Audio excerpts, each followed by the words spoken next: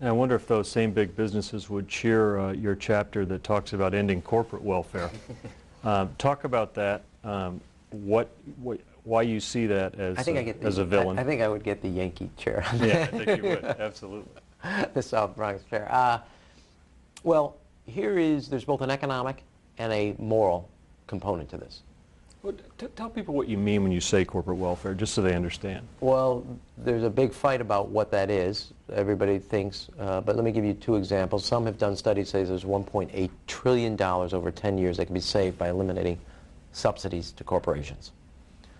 Another example, when in 2004, there was a dispute between the WTO and the United States for $4 billion on the tax code on corporate elements.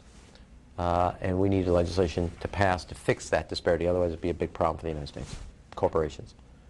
The final legislation was $130 billion, a little over $130 billion, it was 138 to be exact, to solve a $4 billion problem. When we were done with the legislative process, those were all giveaways to individual corporations for individual niches.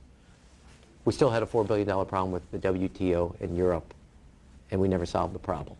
But we gave away $138 billion in subsidies. One, it distorts the market. You're picking favorites, and it distorts the free market, and you're protecting individual industries. Two, and I think this is also as a powerful argument as the economic one, you can't ask a single mother with 2 kids or 3 to adopt a culture, we're on the 10-year anniversary today of the welfare bill, to adopt a culture of work and responsibility, that no longer you're going to get a guaranteed dependency check. You're going to have to work for that paycheck, and you're going to have to make ends meet and take responsibility for your life. It's been a wild success in my view. I think it's one of the great accomplishments of President Clinton.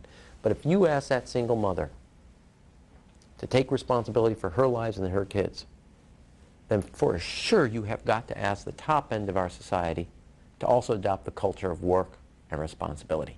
It is now more than disheartening. It is dangerous for our society where you have 2 sets of rules, one for the corporate world and one for a single mother, and then it's bad economics. Now, the proposal is one that Senator Lieberman and Senator McCain have introduced, and we agree, which is, given that everybody would want to protect individual pieces, do a base closure-like commission, study what it is comes up as welfare. They did it in 3 steps on the base closure, and then put it for an up or down vote. Either you're for eliminating that subsidy, the subsidies collectively, or not. Whether that's in the agricultural area, whether that's in the financial area, whether that's in a direct on the tax side, etc. And let's assume it's not 1.8 billion. Let's assume it's just 1.8 trillion. Let's just assume it's 800 billion. That's a huge savings. And it's good for the market because we're not distorting the market and using either direct subsidies or tax code. And B, I think the other component of our society, that some people are getting something having done nothing, and other people have adopted the notion of work and responsibility and taken responsibility, again, the key word, for their lives.